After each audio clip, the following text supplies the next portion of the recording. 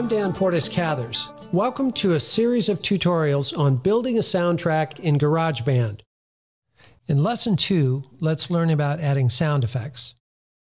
Lesson 1 covered opening a project and setting up your interface. If you're new to GarageBand, you may want to view that tutorial first. Before you begin placing sound effects or music, you might want to walk through the video you've just imported and make notes about what audio you'd like to insert and where. You can place markers wherever you like during this process or at any time in the future by clicking Edit, Add Marker in the menu, or by simply typing the letter P. Now open the Movie Markers window, where you can enter a description, exact time placement, and other useful information. Now we're ready to begin selecting our sound effects.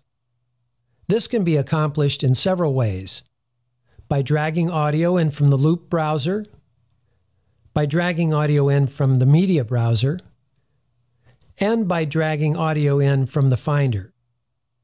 In each case, a variety of search options makes the process easier.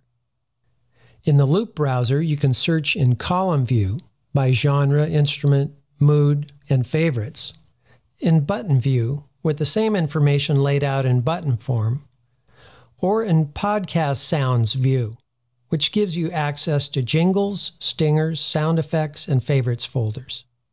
In this window, you can access hundreds of high-quality, royalty-free sound effects and fully produced music tracks. Also, be sure to include or exclude any audio collections in your search by opening the Loops Collections drop-down menu, also located at the top of the browser. Finally, in each browser view, you'll also find a field where you can search by typing in part or all of a file name. In the Media browser, you access media through the Audio window, which displays your entire iTunes library, as well as other GarageBand projects, if you've saved them with an iLife preview, through the Photos window, which displays your iPhoto library and can be used in a podcast track, and through the Movies window, which accesses iMovies and other data saved in the Movies folder. You can drag all media in from the Finder as well, as long as it's a media type recognized by GarageBand. Let's start by dragging in some ambient sound effects. I've already gone through my sound effects library and added to favorites the audio clips that I thought might work for one of my projects. Adding to favorites is accomplished by clicking the favorites checkbox at the end of each audio file in the browser. This allows me to open my favorites folder and easily locate my preferred sounds, rather than having to find each one again out of a list of hundreds or even thousands. For an audio clip to appear on a track, you must either drag it into the empty space at the bottom of the track's window, in which case GarageBand will then create the appropriate kind of track for you and even label it in the header, and you can always change the header title. Or you must drag it onto a pre-existing audio track, not a Green Software instrument track, by the way. Or create a new audio track by going to Menu, Track, New Track, or Menu, Track, New Basic Track.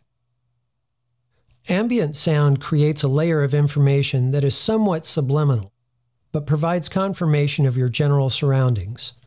It also helps to cover any small inconsistencies in the voiceover if edits in the narration leave pockets of dead silence.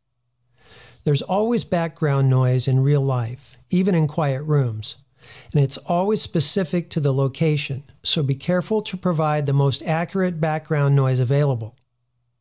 If you participate in a location camera shoot, be sure to record at least 1 minute of location sound without voiceover, in case you need to fill those dead spots later.